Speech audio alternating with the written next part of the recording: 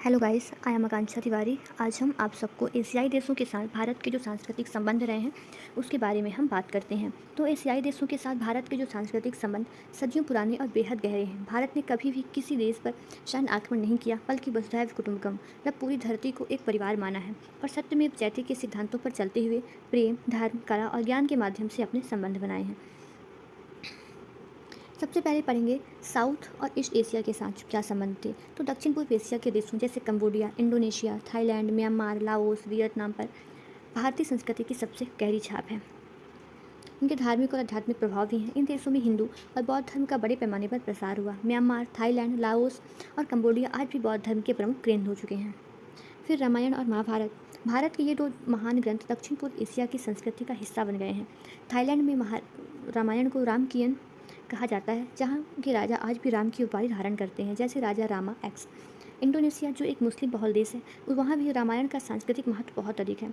वहाँ की विमान सेवा का नाम भी गरुण इंडोनेशिया है। फिर भव्य मंदिर और वास्तुकला। तो अंगकोर वाट, कंबोडिया, ये दुनिया का सबसे बड़ा धार्मिक स्मारक है, जो मूल रूप से भगवान विष्णु को समर्पित एक हिंदू मंदिर था और बाद में बौद्ध मंदिर बन गया। फिर है इंडोनेशिया, जिसको बोरोबुदुर भी कहते हैं। ये दुनिया का सबसे बड़ा बौद्ध स्तूप है, जो भारतीय वास्तुकला शैली गुप्त और पल्लव कला से प्रभावित है। फिर हम भाषा और लिपि की बात करते हैं तो थाई, खमेर, लाओ, बर्मी भाषाओं की लिपियाँ भारत की ब्राह्मी लिपि से विकसित हुई है। इनके अलावा इन भाषाओं में संस्कृत और पाली के हजारों शब्द भी शामिल हैं। फिर हम पढ़ते हैं ईस्ट एशिया के साथ जो क्या रिलेशंस थे।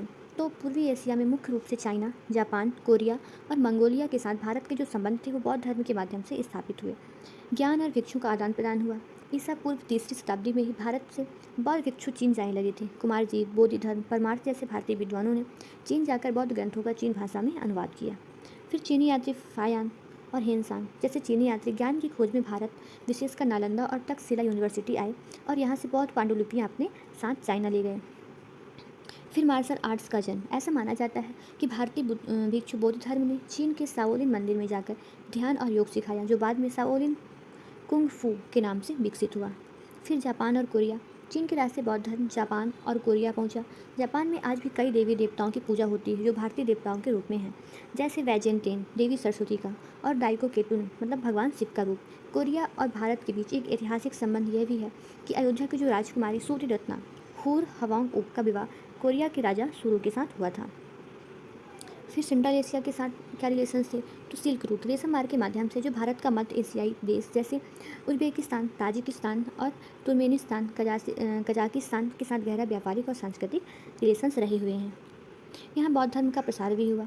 कुषाण वंश विशेषकर राजा कनिष्क के दौरान मध्य एशिया में बौद्ध धर्म का बड़े पैमाने पर प्रसार हुआ। बामियान यानी कि अफगानिस्तान में बुद्ध की विशाल प्रतिमाएं, जिन्हें बाद में नष्ट कर दिया गया, इसी प्रभाव के प्रतीक थी। फिर कला और संस्कृति का मिश्रण हुआ।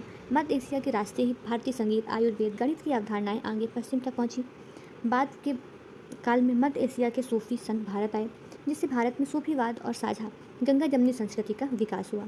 फिर साउथ एशिया के साथ रिलेशन, पड़ोसी देश जैसे नेपाल, श्रीलंका, भूटान, बांग्लादेश के साथ जो भारत के संबंध थे वो रोटी बेटी के साथ और साझा विरासत के हैं।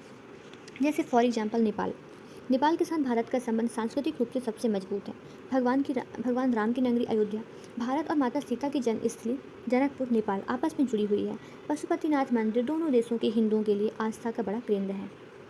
तो श्रीलंका और भूटान, सम्राट अशोक ने अपने पुत्र महेंद्र और पुत्री संघमित्रा को बौद्ध धर्म के प्रचार के लिए श्रीलंका भेजा था। भूटान में भी भारतीय गुरु पद्म संभव मतलब गुरु रिनपोछे ने बौद्ध धर्म की नींव रखी, जिन्हें वहाँ बहुत सम्मान के साथ पूजा जाता है। अब हम इसका कंक्लूजन देखते हैं। भारत ने कभी भी अपनी संस्कृति को तलवार के बल पर किसी देश पर नहीं थोपा। भारत का सांस्कृतिक प्रभाव पूरी तरह शांतिपूर्ण, आध्यात्मिक और बौद्धिक था। आज भी एशिया के इन देशों के त्योहारों, खान पान, कला, नृत्य, भाषा, जीवन शैली में भारत की झलक साफ देखी जा सकती है। यह संबंध आज के समय में भी सॉफ्ट पावर के रूप में भारत के वैश्विक संबंधों को मजबूती देता है। तो ये रहे हैं हमारे भारत और जो एशियाई देश थे उनके relationship. Thank you so much guys. ये हमारा एंशिएंट हिस्ट्री का आज 22वां अध्याय है। Thank you.